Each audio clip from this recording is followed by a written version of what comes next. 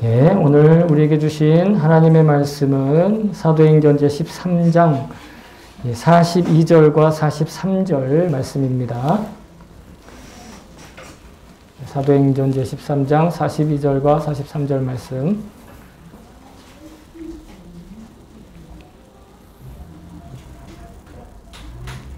네, 아마 소리가 나서 끄신 것 같은데, 네.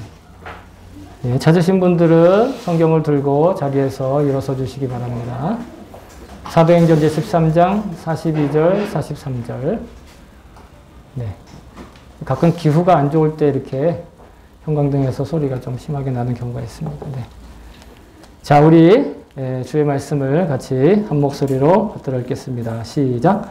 그들이 회당에서 나올 때 사람들은 다음 안식일에도 이러한 말씀을 해달라고 청하였다. 회중이 흩어진 뒤에도 유대 사람들과 경건한 개종자들이 바울과 바나바를 많이 따랐다. 바울과 바나바는 그들에게 말을 걸면서 늘 하나님의 은혜에 머물러 있으라고 권하였다. 아멘. 주의 말씀입니다. 자, 모두 자리에 앉아주시고요. 예, 제가 설교를 위해서 잠깐 기도하겠습니다. 참 좋으신 하나님 아버지, 이 시간 두렵고 떨리는 마음으로 자격 없는 자가 무익한 종이 감히 주의 말씀을 들고 섰습니다. 주여, 저의 입을 주님께서 주관하시고 또 함께 듣는 우리 사랑하시는 백성들 귀도 주님께서 주장하셔서 하나님의 말씀을 말하고 들을 수 있는 놀라운 시간 되게 하여 주시옵소서. 오직 하나님의 말씀만 우리 마음 가운데 남게 하여 주시옵시고 모든 말씀을 또한 하나님의 말씀으로 들을 수 있는 그런 은혜로운 마음을 또한 우리에게 허락하여 주시옵소서.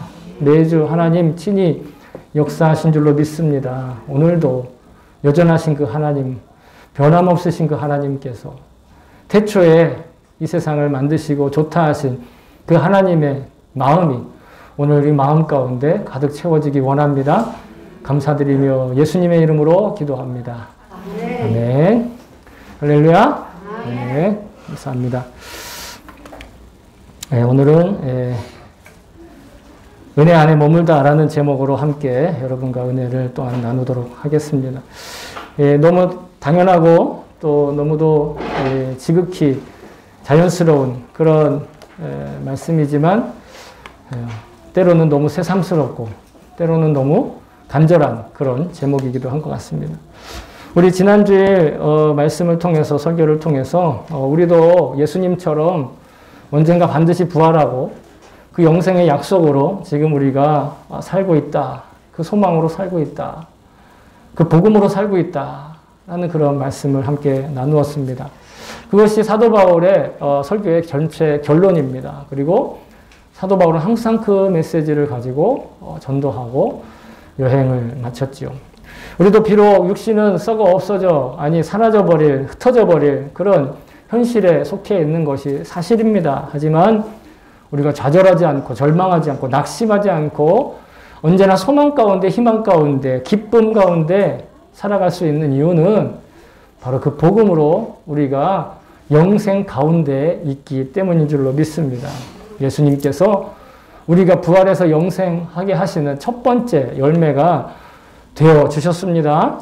여러분, 이 놀랍고도 감격스러운 복음으로 우리가 하루에 하루만큼씩 주님 앞에 거룩하고 또한 건강하고 견고한 그런 믿음의 삶을 쌓아나갈 수 있기를 소망합니다. 그리고 오늘도 마찬가지로 주님께서 주시는 말씀으로 말미암아서 이 분명한 믿음이 그 은혜가 더욱더 확실하게 확신할 수 있기를 주의 이름으로 축복합니다.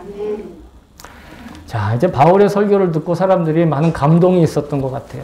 처음이라서 그런지 모르지만 그래서 그 다음 주에도 또 이 똑같은 안식일에도 똑같은 말씀을 전해달라고 이런 어떤 굉장히 이 고무적인 그런 이야기를 듣고 그리고 나오는데 많은 사람들이 그 사도 바울 일행을 따라왔습니다. 그때 사도 바울 일행이 그들에게 한 권면, 즉 이 설교를 통해서 전했던 그 복음을 듣고 그들에게 어떠한 권면을 했는가? 단 한마디 권면을 했다라는 것입니다. 그게 바로 하나님의 은혜 안에 머물러서 살아라. 계속해서 하나님의 은혜 안에 머물러 살아라. 이게 복음을 들은 사람들의 행동 지침의 유일한 기준이라는 것이에요. 율법은 그리고 혹은 여러 가지 종교적인 어떤 행동 지침들은 굉장히 복잡하고 많은 것들을 이야기합니다. 이렇게 하면 안 된다. 저렇게 하면 안 된다. 이렇게 잘못하면 너 잘못하면 지옥에 떨어진다. 이렇게 하면 너 14만 4천 1등 된다. 이러면서 사람들을 자꾸 얽어매는데 놀랍게도 율법도 그런 역할을 했어요. 600, 제가 까먹었습니다. 621가지였나요? 그 율법을 365가지에 이 매일매일 기억하면서 지키지 않으면 안 된다고 하는 그 율법. 또 223가지에 꼭 지켜야만 살아남을 수 있다고 하는 그 율법. 얼마나 복잡한지 모르는데 사도 바울의 복음, 사도 바울의 입을 통해서 전해진 복음을 들은 그 사람들이 수많은 질문을 했을 거예요. 이럴 땐 어떡합니까? 저럴 땐 어떡합니까? 사도 바울은 단 한마디만 했다라는 것입니다. 하나님의 은혜 가운데 머물러라. 다른 어떤 법칙이나 다른 어떤 행동 지침, 구체적인 행동 지침은 단 한 가지, 하나님의 은혜 안에 머물러라는 거예요. 이게 바로 복음을 믿고 그 약속에 감동한 사람들이 그 감격과 자신의 존재 가치를 지키기 위한 구체적인 생활 지침으로서 가르쳐준 유일한 방법입니다. 근데 이 바울의 권면은 오늘날 우리에게도 유효한 거예요. 그때는 생활이 단순했고 사회가 단순했으니까 그렇게 되지만 지금은 복잡하고 지금은 생각들이 많고 의견들이 많아서 안 된다. 아닙니다. 사도 바울의 권면은 유대인들에게 대한 권면이며 하나님께서 이곳에 우리에게 남겨주셨다고 하는 건 우리에게도 유효한 권면이라는 것이에요. 우리는 전적으로 하나님의 은혜로 구원받았습니다. 그런데 구원만 하나님의 은혜로 받은 게 아님을 우리는 기억해야 됩니다. 우리의 생존 가운데 하나님의 은혜가 있습니다. 우리의 생활 가운데도 하나님의 은혜가 있어요.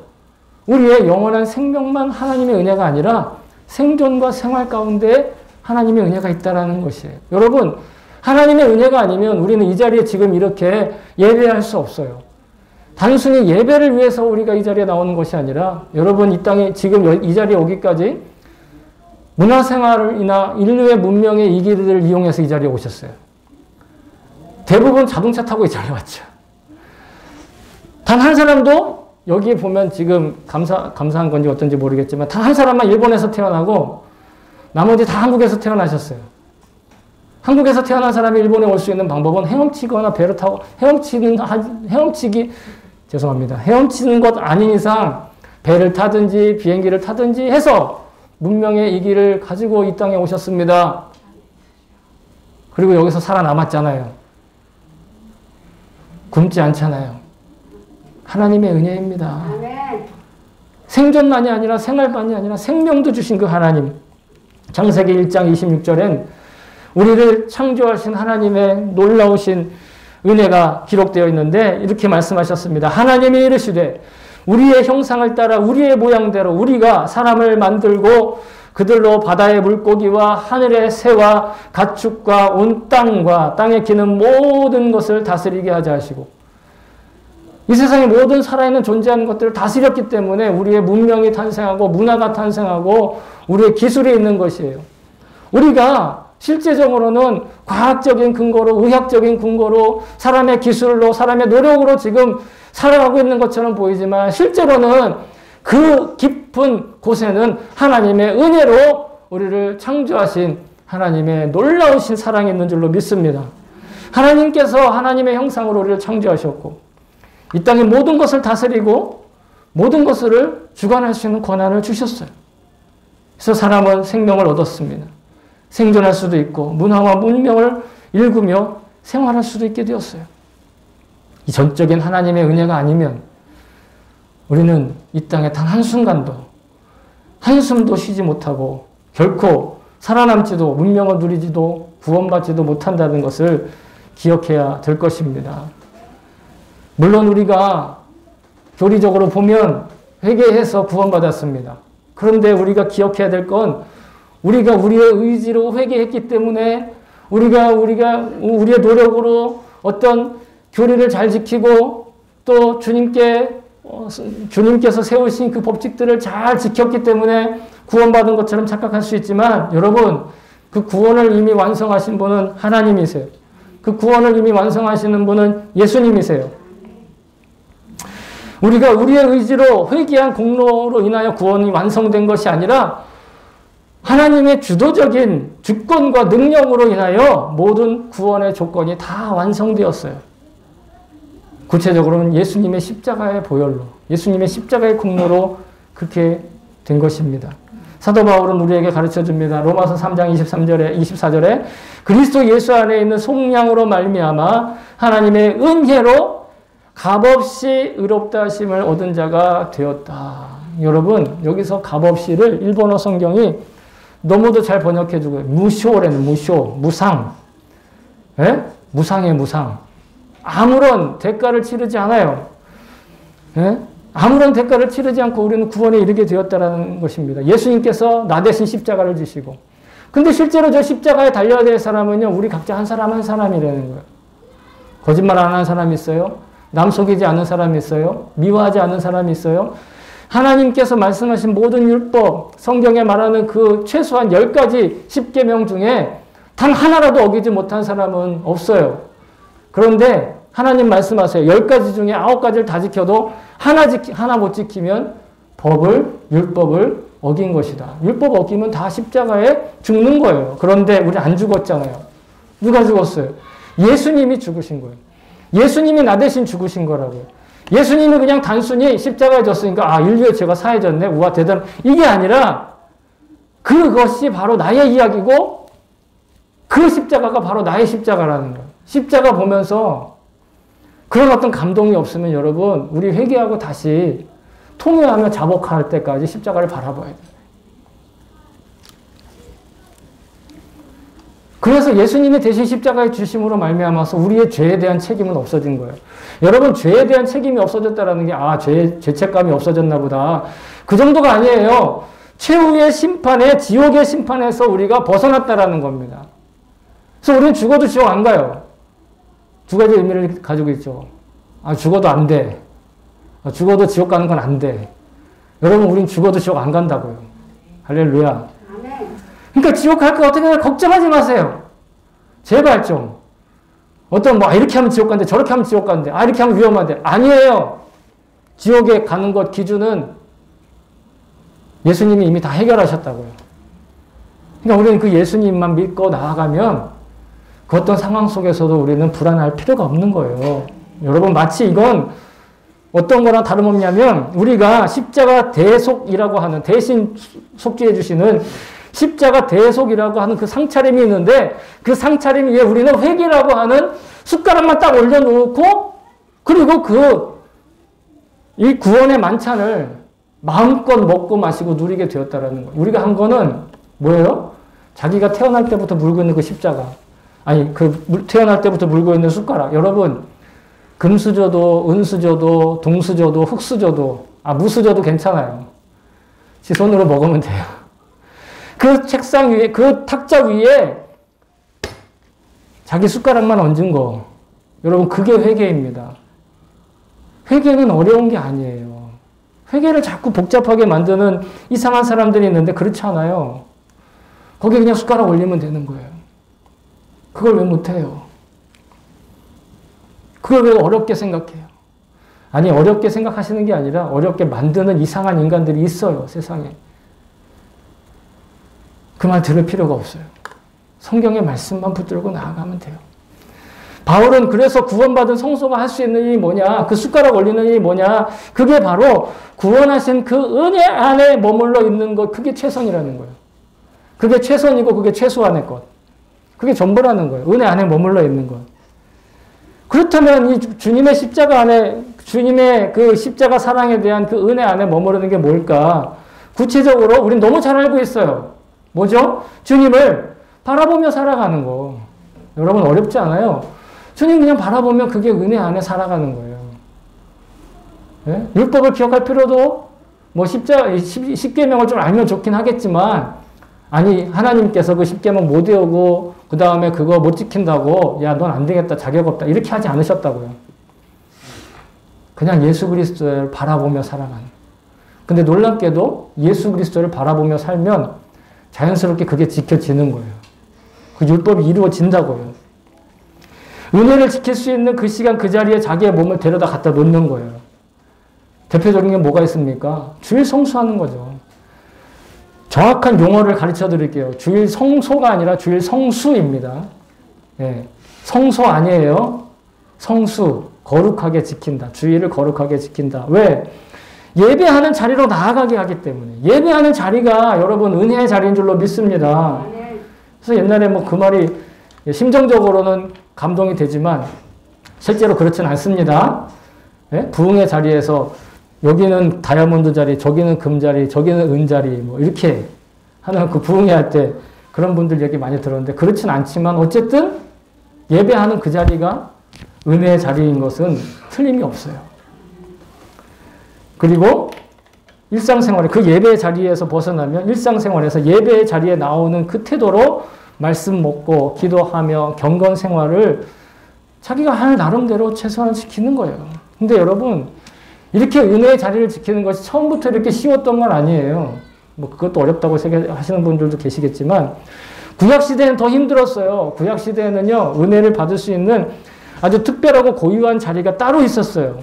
물론 하나님의 은혜나 하나님의 그 은혜 자체는 한계도 없고 제한도 없으시지만 그럼에도 하나님께서는 이스라엘 백성들을 훈련하시고 그 이스라엘 백성들의 모습을 통해서 우리에게도 가르쳐 주신 것이 그게 얼마나 귀하고 복된 자리인지를 가르쳐 주기 위해서 구별해 놓으신 자리가 있었어요. 그것도 사람들에게 직접 주시지 않고 제사장들을 중개자로 해서 만나 주시기로 한 자리, 바로 회막이라고도 하고 성막이라고도 하는 그 안에 지성소와 성소, 여기서 말하는 게 성소입니다. 성수가 아니라 지성소, 성소, 거룩한 곳이란 뜻이죠.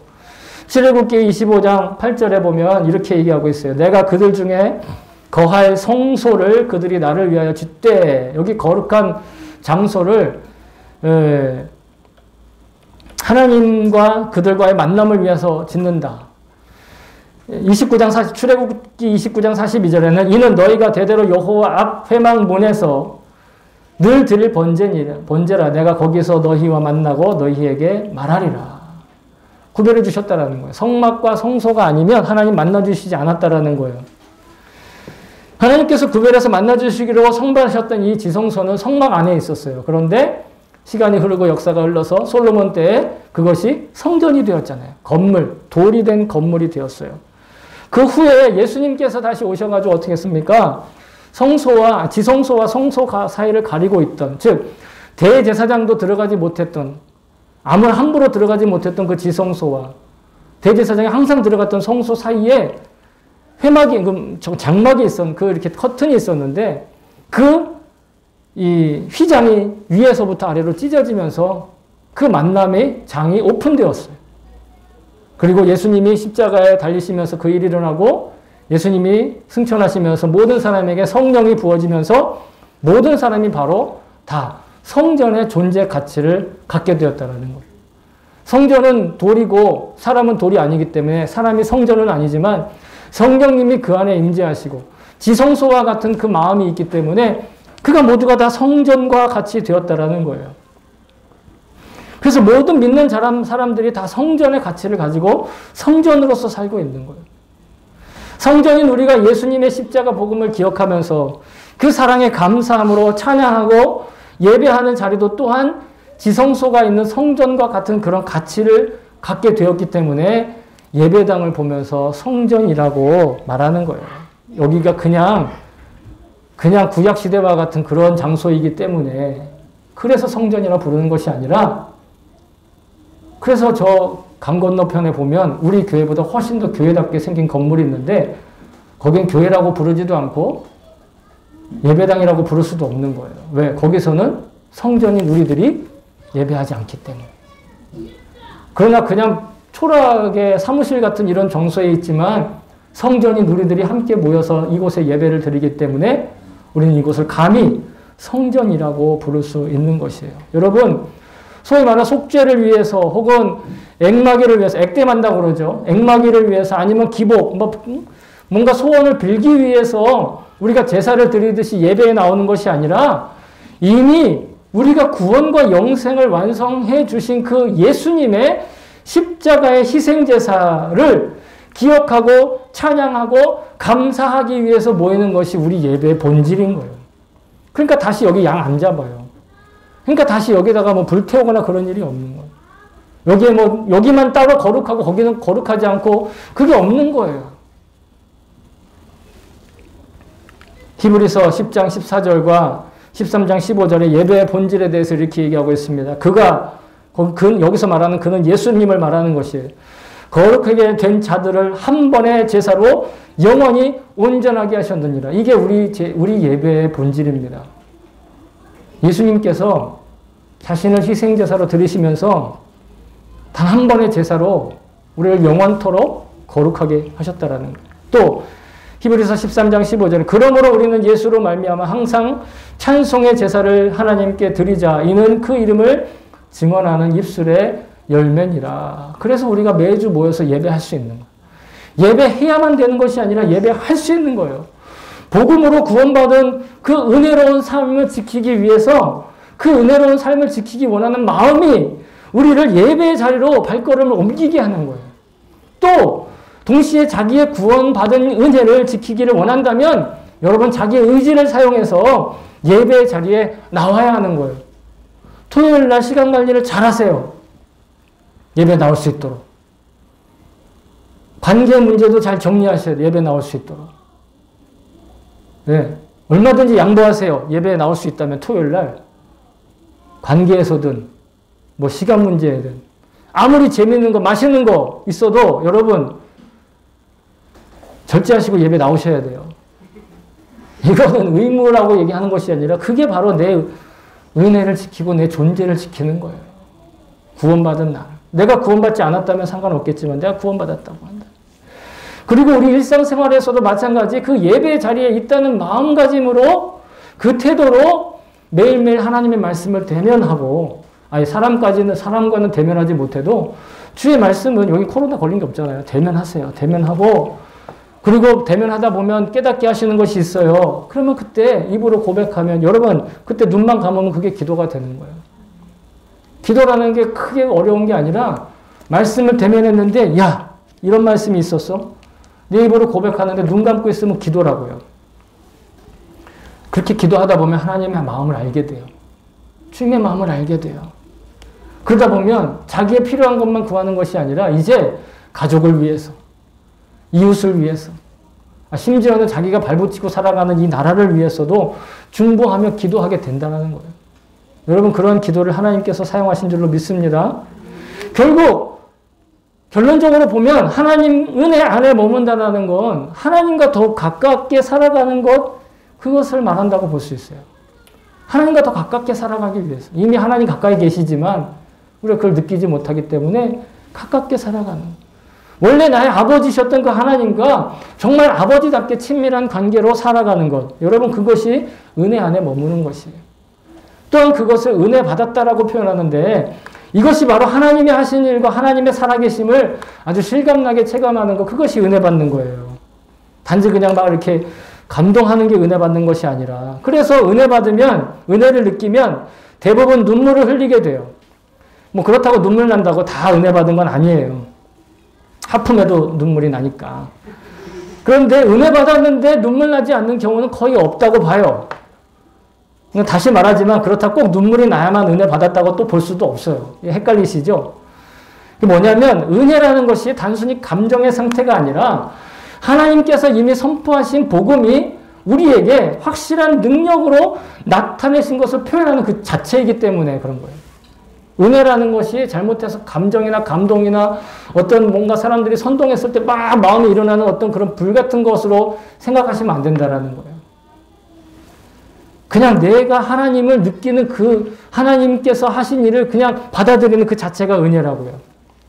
그러므로 우리가 어떤 체험을 했느냐, 어떤 능력을 가지고 있느냐, 그렇지 못했느냐 여부가 우리가 은혜 받았느냐 말았느냐 여부가 아니라는 거예요. 그냥 나를 창조하시고 이 세상을 창조하시고 내게 모든 것들을 공급해 주시고 또한 나를 구원하신 그 하나님이 정말 내 곁에 계시는구나 라고 인정하게 되는 것 그것이 은혜인 줄로 믿습니다. 여러분 오늘 우리는 이 앞에 보시면 아시겠지만 성찬을 받습니다. 우리가 매달 한 번씩 큰 일이 없는 한 꼬박꼬박 성찬을 나누게 되는데 이 성찬을 나누게 되는 건 우리 스스로가 능동적인 의지를 갖고 주님의 살과 피를 상징하는 이 떡과 포도즙을 받아들임으로 하나님의 은혜 안에 내가 있음을 자기 스스로에게 선포하는 것입니다. 성찬을 통해서 그 살과 피가 나의 몸 안으로 들어올 정도로 친밀함을 가르쳐 주시는 것, 그것이 성찬의 의미라는 것. 그래서 예수님께서 생전에 이렇게 말씀하셨습니다. 내 살을 먹고 내 피를 마시는 자는 영생을 가졌고 마지막 날에 내가 그를 다시 살리리니 내 살을 먹고 내 피를 마시는 자는 내 안에 거하고 나도 그의 안에 거하나니. 성찬 받는 자가 주님 안에 거하고 주님이 그 안에 거하신다라는 거예요. 그게 하나님과 이렇게 친밀한 사람이 세상에 어디 있어요? 하나님의 아들이신 예수님과 친밀하면 하나님이신 성부 하나님과 친밀해지는 거예요. 지겹게 누누이 말씀드리지만 우리는 우리의 영적인 능력이나 회개하는 노력이나 아니면 믿음을 증명하기 위한 어떤 행동으로 구원받은 게 아니에요. 오직 주님의 일방적인 은혜로 우리가 선택받았고 구원받은 줄로 믿습니다. 예수님께서 우리를 먼저 선택하셨다고 하셨어요. 보여드리죠, 증거를. 요한복음 15장 16절. 분명히 얘기하고 있어요. 예수님 말씀하십니다. 너희가 나를 택한 것이 아니요 내가 너희를 택하여 세웠나니. 우리가 예수 그리스도를 믿는 기독교를 택한 게 아니에요. 우리가 누구한테 전도받아가지고 이게 설득력이 있네, 좋은 종교네 하고 믿은 게 아니란 말이에요. 예수님이 우리를 선택하셨어요. 그리고 우리를 믿는 자리에까지 오게 하셨어요. 왜 그렇게 할까요? 이는 너희로 가서 열매를 맺게 하고 또 너희 열매가 항상 있게 하여 내 이름으로 아버지께 무엇을 구하든지 다 받게 하려 함이라. 우리가 기도하면 하나님이 다 들어주신다는 거예요. 왜요? 예수님께서 나를 선택하신 이유가 거기 있기 때문에. 내가 예수님을 선택한 것이 아니라, 내가 이 예배 자리를 선택한 것이 아니라 실은 예수님이 나를 불러주신 거예요. 거기에 내가 내 발로 와서 앉아 있느냐, 그렇지 않느냐의 차이일 뿐입니다. 우리가 아무런 선행으로 덕을 쌓은 일도 없고 믿음을 보여드린 일도 없었는데 우리를 선택하신 거예요.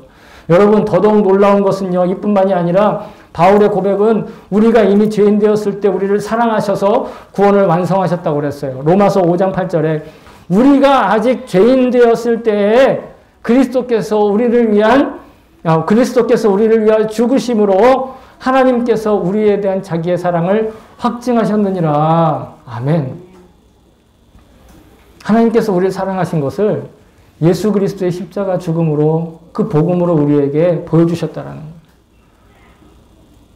우리 농담 반 진담 반으로 서로 부부한테 그렇게 얘기하죠. 나는 너를 죽도록 사랑해. 농담 반 진담 반으로라고 얘기했어요. 그래서 아무도 안 죽었잖아요. 그래서 지금 다 같이 살고 있잖아요. 잘 살고 있잖아요. 근데 여러분, 우리 때문에 죽으신 분이 있어요. 난 죽도록 사랑해서 진짜 죽으신 분이 있다고요. 무서운 것이 아니라 나의 죄책을 대신 지고 죽으신 예수님.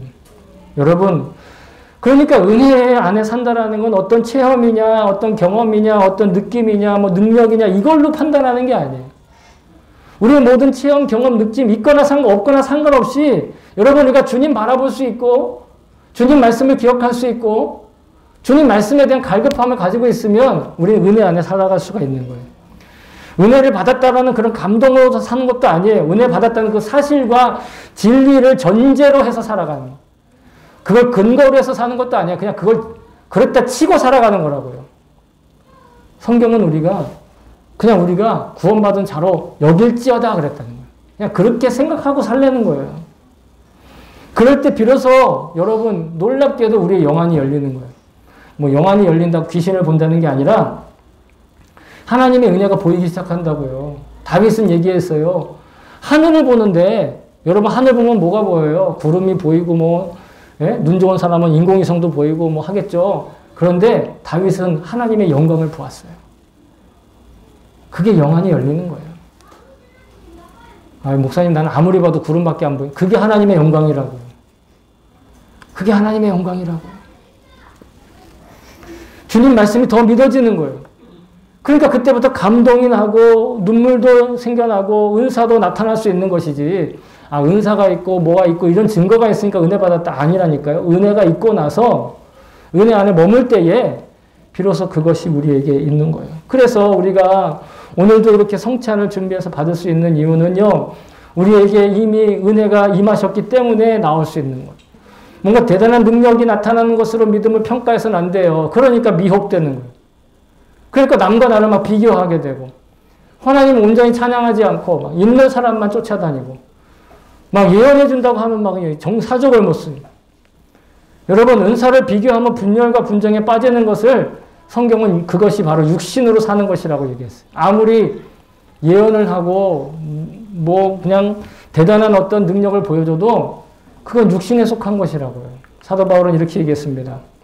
고린도에 있는 성도들에게 너희는 아직도 육신에 속한 자로다. 왜요? 너희 가운데 시기와 분쟁이 있으니 어찌 육신에 속하여 사람을 따라 행함이 아니리요. 시기와 분쟁이 있으면 거기에서 사람이 죽다 살아나도 그 사람이 뭐 칼 위에서 춤추고 뭐 앞으로 일어날 일들을 막 예언하고 정말로 기도했는데 막 암병이 떠나가도 여러분 그곳에 시기와 분쟁이 있으면 그건 육신의 일이라고요.